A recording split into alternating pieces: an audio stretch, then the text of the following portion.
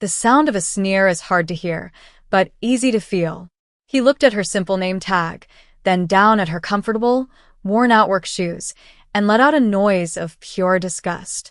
It was barely audible over the delicate clinking of silver forks against fine china, but it was loud enough to freeze the air in their immediate corner of the room. The restaurant was a massive, cavernous space filled with dark wood and velvet, located on the 42nd floor of the city's most expensive skyscraper. It was a place designed to make regular people feel small, but Kangdae took up space like a man who owned the oxygen in the room. He sat with his legs wide apart, one polished dress shoe tapping a fast, irritated rhythm against the table leg. He looked like a predator twitching its tail before a pounce. Kangdae was not just a difficult customer. He was a powerful Korean mafia boss, and he wore his authority like armor. He was dressed in a sharp, intimidating black mafia suit with a crisp white collared shirt that seemed to glow under the dim lights. Across from him sat his fiancée, Hannah. She stared intensely at the white tablecloth, twisting a diamond engagement ring that looked heavy enough to sink a small fishing boat. Her posture was a silent apology for the scene everyone knew was coming. Standing at the edge of their table was Sarah. She kept her hands clasped behind her back straight, and her eyes fixed on a point just above the mafia boss's left shoulder. This was how she had been trained in fine dining, never challenged the dominant male directly. Sarah was an African-American woman who carried a bone-deep exhaustion. It wasn't just from the double shifts she was working, it was the fatigue of being overqualified and invisible. She had a doctorate in East Asian linguistics that was currently collecting dust in a drawer while she navigated the whims of men who thought a heavy credit card gave them the right to treat people like furniture. The air conditioning in the restaurant was cold, yet a bead of sweat began to form at the nape of her neck. It was a physical reaction to the heavy, dark energy radiating from the man in the bespoke black suit. Kangdae picked up the heavy leather menu, held it for a second as if weighing its value, and then let it drop onto the table with a loud, dismissive thud. 3 diners at nearby tables flinched. He didn't look at the food. He looked at Sarah, his eyes narrowing with a mix of boredom and cruelty, scanning her face for a crack, a sign of weakness he could use for entertainment. The silence that followed was heavy. Sarah knew this type of man well. In her 6 months working at this high-end establishment, she had categorized the rich bullies. There were the loud ones who wanted everyone to know they had money, the touchy ones who didn't respect personal space, and then there was this type, the quiet sadist. This was the man who lowered his voice so you had to lean in, forcing you to bow before he even spoke a word. The mafia boss adjusted his cuffs and finally spoke, though he didn't look at her. He spoke to the air, as if she were a broken toaster that couldn't possibly understand human speech. "This table," he said, his English perfect but spoken with a slow, deliberate tone that insulted her intelligence, "is unstable. It wobbles." It didn't wobble. Sarah knew it didn't wobble because she had checked it herself 10 minutes ago, sliding a small coaster under the leg to correct a tiny gap in the floorboards. But the truth didn't matter to a man like Kangdae. Reality was whatever the mafia boss decided it was. "I apologize, sir," Sarah said, her voice steady. It was a practiced tone that hid the frustration burning in her chest. "Allow me to adjust that for you immediately." She crouched down, her knees popping slightly, a sound that felt humiliatingly loud in the quiet restaurant. She pretended to inspect the perfectly stable table leg, fully aware that he was watching the top of her head with a look of supreme distaste. From down there, she saw Hannah reach out and gently touch the mafia boss's wrist, a silent plea for him to be nice. He shook her off with a sharp, violent jerk of his arm. It was a small gesture that told Sarah everything she needed to know about their relationship. Rising from the floor, Sarah adjusted her apron and met his gaze again. Her face was a mask of professional neutrality, but her mind was sharpening its defenses. She had spent the last 5 years studying the complicated dance of polite speech, grammar, and cultural signals in East Asian hierarchies. She had intended to use that knowledge for diplomacy or translation, not for handling the ego of a crime lord playing emperor in a steakhouse. But student loans were expensive and the job market was tough, so here she was, serving beef to a man who looked at her as if she were dirt on his shoe. Mr. Pringle, the floor manager, was hovering near the entrance. His face was pale and sweaty. He watched the interaction with the terrified intensity of a man who knew his bonus depended on the mood of the VIP in Section 4. Mr. Pringle was a man with no backbone, a corporate weather vane, who turned whichever way the money blew. Sarah knew that if the Mafia boss decided to make a scene, Pringle would throw her to the wolves without a second thought. Kongdae seemed to sense the manager's fear from across the room and drew energy from it. His smile widened, revealing teeth that looked too white, too straight. "I don't want the menu," the Mafia boss said, waving a hand at the leather book as if it were dirty. "The chef knows who I am. Tell him I want the usual, but the way I had it back home in the southern province, not the watered-down garbage he serves to the tourists here." He paused, waiting for Sarah to stumble, to ask for clarification, to show the ignorance he assumed she possessed. "And bring a bottle of the '82 vintage red wine. If you break the cork, I'm charging it to your personal account." It was a ridiculous threat. The bottle cost more than she made in 6 months. But it was designed to make her hands shake, to ensure the failure he predicted would happen. The atmosphere at the table shifted from tense to toxic. The Mafia boss leaned back in his black suit, bored with the appetizer round of humiliation and ready for the main course. He turned his attention to his fiancée, who was staring into her water glass. "Look at her," Kongdae said, gesturing towards Sarah with a flick of his chin. He was speaking now in rapid-fire, casual language, his native tongue. He spoke with the ease of a native speaker, assuming the African-American waitress standing 3 feet away heard only noise. Stiff as a board. "You think she even knows what that wine is?" "She probably thinks it's a type of grape soda." Hannah flinched, her eyes darting up to Sarah's face in panic, checking to see if the insult had landed. But Sarah remained stone-faced, her eyes focused on the notepad in her hand. The assumption that she couldn't understand was a common arrogance among the international elite who came here. They treated the staff like background characters in a movie, lacking the brains to process anything beyond a dinner order. But Sarah's heart was hammering against her ribs. She understood every word. She understood the specific regional accent he was using, the tough guy dialect he was faking to sound more dangerous and authentic, hiding his likely city upbringing. She understood the derogatory term he had just used for her, a word that targeted her race with a casual sneer that made her blood run cold. But she didn't react. Not yet. To react now would be to lose the war before the first battle was truly fought. She wrote down the wine order, her handwriting elegant and steady, and waited. She let him dig the hole deeper, letting him believe he was safe behind the wall of his language. Kongdae, disappointed by her lack of confusion, decided to escalate. He leaned forward, his white shirt straining slightly against the black suit jacket, invading her personal space. "Actually," he said, switching back to English, his voice dripping with fake helpfulness, "forget the chef's choice. I want to order something specific. Something complex." He smirked at Hannah, who looked like she might be sick. "Let's see if the service here lives up to the prices." He turned his cold eyes back to Sarah. "I will tell you what I want," he said. Then, without a pause, without a transition, he launched into a complex, high-speed monologue in his native language. He wasn't just ordering food, he was building a maze. He described a specific preparation of raw beef, detailing the exact thickness of the cut, the ratio of sesame oil to pear juice, the precise temperature of the serving plate, and the exclusion of pine nuts due to a preference he wove in biting commentary about how the kitchen would inevitably ruin it. He spoke about the side dishes, demanding a specific seasoned root vegetable but prepared with a level of fermentation that took days, an impossible request for an immediate order, designed solely to force her to say, "I don't understand." He threw in slang terms for incompetence and ended the tirade with a rude remark about her appearance, laughing as he said it, looking to Hannah for validation. The restaurant had gone quiet around them. The sheer volume and aggression of his speech acted as a spotlight.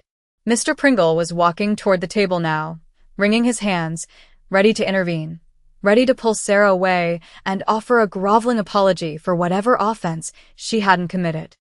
The Mafia boss stopped speaking and looked up at Sarah, a triumphant grin on his face. He looked like a man who had just won a game against an opponent who didn't even know they were playing. "Well?" he asked in English, his voice booming slightly. "Did you get all that? Or is it too much for you to process?"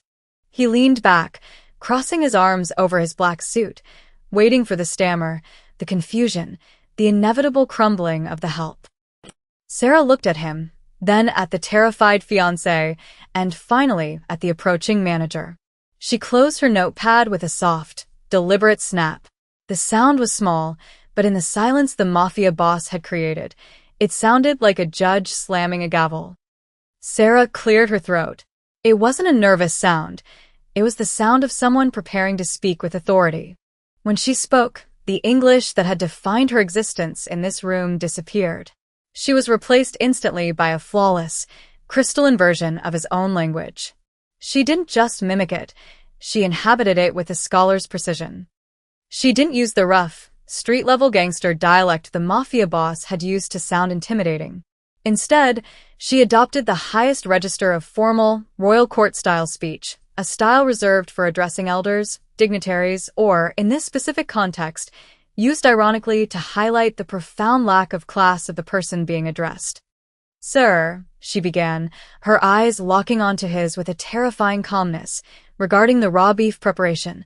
"The kitchen can certainly accommodate the ratio of oil to juice you requested. However, I must inform you that the seasoned root vegetable you desire requires a 48-hour fermentation period to achieve the specific acidity you described." She paused, allowing the sentence to hang in the air like a blade. She watched the color drain from the Mafia boss's face as his brain struggled to process what was happening. To serve it today would result in a bitter taste that would insult a palate as sophisticated as yours. As for the pine nuts, we will omit them as per your preference.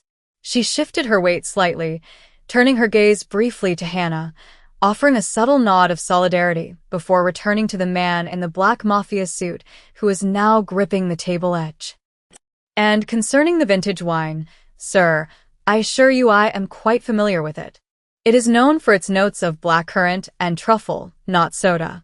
I will open it with the utmost care to ensure no sediment disturbs your experience. Would you like to verify the bottle's history before I open it, or shall I trust your judgment?" The silence that fell upon the table was absolute. It was a vacuum where sound simply ceased to exist.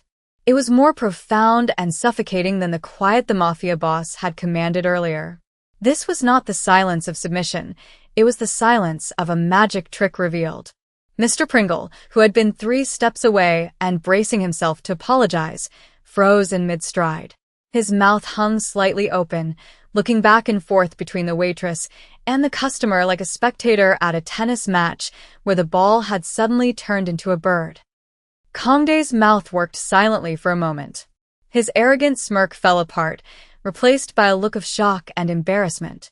The power dynamic of the table had been flipped so violently that he seemed physically dizzy. His eyes darted around the room to see who else had witnessed his defeat. Sarah hadn't just understood him. She had corrected him. She had taken his complex, impossible order, designed as a trap, and dismantled it with logic, all while speaking a version of his own language that was more refined, more elegant, and more grammatically perfect than his own. The tough guy act crumbled instantly against the wall of her academic knowledge. By using the ultra-polite language, she had trapped him. He couldn't get angry without looking like a barbarian screaming at a diplomat. She had weaponized politeness, wrapping her defiance in a velvet glove that left him no room to move without exposing his own stupidity. The Mafia boss's recovery was messy. His face flushed a deep red, the anger of a narcissist who's been laughed at by the universe bubbling up. He couldn't attack her for being rude because she had been the definition of polite. He couldn't attack her for incompetence because she had demonstrated superior knowledge. So, he attacked the situation itself. "You," he stammered, his English returning in a clumsy rush, then switching back to his native tongue, but this time his voice lacked the swagger. It sounded shrill and defensive. "Who are you? Why didn't you say you spoke the language? You were listening? You were spying on us." He slammed his hand on the table, the silverware jumping. Is this how this place operates? Spies disguised as waiters. The accusation was weak and desperate, and everyone knew it. Hannah, for the first time all night, lifted her head. She looked at Sarah, then at her fiancé, and a strange expression crossed her face. It wasn't fear anymore. It was a sudden realization. She was seeing the man she was with through a new lens. She covered her mouth with a napkin to hide a cough, but Sarah caught the sparkle in her eyes. She was hiding a smile. The fear that had radiated from her earlier was evaporating, replaced by the thrill of seeing the bully get bullied. Mr. Pringle, finally recovering his ability to move, stepped into the mess. His instinct to please the wealthy patron was warring with his confusion. "Sir, is there a problem? Has Sarah offended you?" he asked, his voice trembling. He was ready to throw Sarah under the bus if it meant saving the check. Sarah didn't look at the manager. She kept her eyes on the Mafia boss, refusing to let him look away. "I was not spying, sir," she said in English now, for the benefit of the manager and the surrounding tables that had gone quiet to listen. "I was waiting for your order. You chose to give it in a language you assumed I did not speak, to test the service. I simply passed the test." Her voice was calm and reasonable, making his outrage look hysterical by comparison. "I have a PhD in East Asian linguistics with a focus on regional dialects. I recognized your accent immediately. It is quite distinctive." The mention of the degree was the final blow. It changed her entire existence in his eyes. She wasn't a servant. She was an overqualified intellectual trapped in a service economy. She was a peer, or perhaps a superior, wearing an apron. The shame of it burned him. He had treated a scholar like a dog. The diners at the adjacent tables, who had previously ignored the scene, were now fully engaged, whispering behind their hands. Kong Dae could feel their judgment. He was losing the room. He was losing face, the one thing he couldn't buy with his black credit card. He looked at the menu, then at Sarah, then at Mr. Pringle. "I want her fired," the Mafia boss hissed, his voice dropping to a poisonous whisper. "Get her out of my sight. Now. Or I buy this building and fire you all." It was a childish threat, the tantrum of a man with no moves left. But in the cowardly world of high-end hospitality, it was a nuclear option that often worked. Mr. Pringle went pale. His eyes shifted to Sarah with a look of pleading apology. He was about to fold. He was opening his mouth to say the words that would end her shift and possibly her employment, sacrificing a good employee for a bad customer's money. But the room had one more card to play. From the booth directly behind the Mafia boss, a semi-private corner reserved for the restaurant's most discreet and powerful guests, a figure stood up. It was an older man with silver hair, wearing a suit that cost more than Kong Dae's car. He held a glass of red wine with a casual, relaxed grip. He had been dining alone, his presence so quiet that he had blended into the woodwork. He turned, not to the manager, but to the Mafia boss. "That won't be necessary," the older man said. He spoke in their shared language, but his dialect was the crisp, authoritative standard of the political elite. It was a voice that carried the weight of boardrooms and government ministries.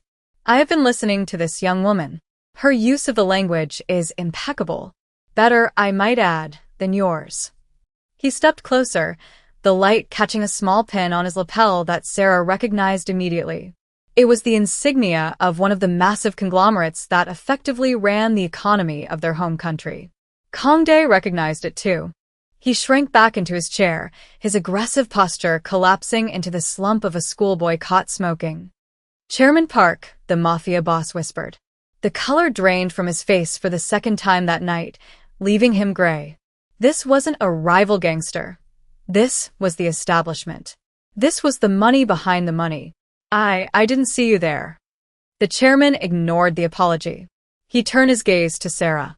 "Young lady," he said in flawless English, "your understanding of the fermentation process for the root vegetable is correct. And your restraint in the face of this behavior is commendable." He turned to Mr. Pringle.